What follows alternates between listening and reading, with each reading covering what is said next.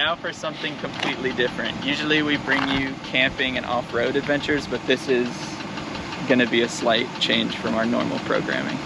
This is a 1971 Chevy Nova, bought original by my great-grandfather in 1971. The color is Ascot blue. I had to Google what color it was. It was bought at the Ernest Allen Fort Worth Chevrolet, which is actually no longer in existence. I like the badges here. It's like 1971 kind of smooth style. Really dig it. It's got the rear square tail lights. It's got a single side rear view mirror. There's not one on the other side. Don't bother looking because it's not there. I actually lost one of these hubcaps. If you notice in the back, it's missing. And I actually have nightmares about the day that I saw it fly off my Nova on South Padre Island Drive. I have nightmares about it. It makes me sad. Don't talk about it anymore. Yeah, but this is it. It's a 307 cubic inch, like real OG glass bolts. And she's a beaut. She's a beaut. She hasn't ran right in the last couple years, but we recently took it to Roy's Performance Auto, I think in Corpus Christi. And they bled all the liquids, all the fluids. They changed the brake rotor because it was completely rusted through apparently. So it was always turning left or right whenever we brake, I think because that rotor was just jacked. It's running really well since then though. So the stuff that I would like to do on it is there's some rust in the rear quarter panels on both sides.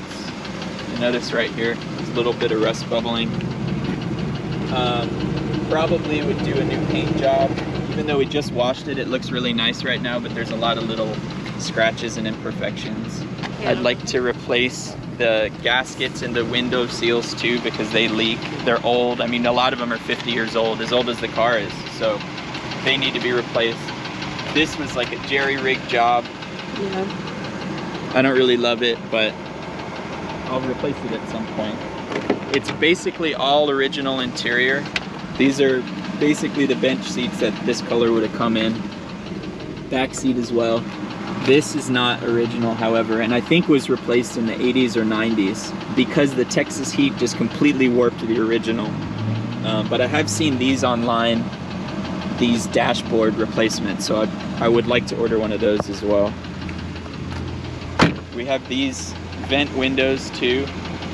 The AC and the heating doesn't work, but it's not a huge deal. This is basically just a joyride car. I drove it as a daily driver for probably a year and a half in high school, but I couldn't bear the thought of throwing a surfboard in here or just trashing it. It was too, I love the car too much to do that.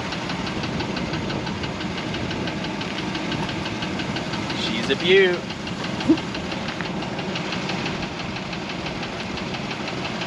Look at the interior. I believe this is the original dash. You can see the Nova. I think that was like an early clock option. As long as I've known this car though, that never worked. It says it's got 370,000 miles. The fuel gauge is kind of off, but we actually just put fuel in it.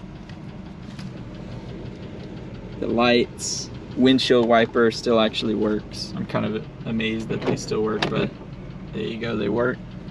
And then you have the e-brake, and then you have this handy high beams foot pedal, which I think is really sick, like just being able to click that on with your foot while you're driving. I always thought that was a really cool feature of this car. I want to say that our Uncle Matt replaced this radio. Looks like it. Because I believe this is an 8-track. Throwing it back. 80s. Oh, look at that, coming in hot. How'd it go? You want to race? Yeah. No! Let's do it! The answer is no! Yeah!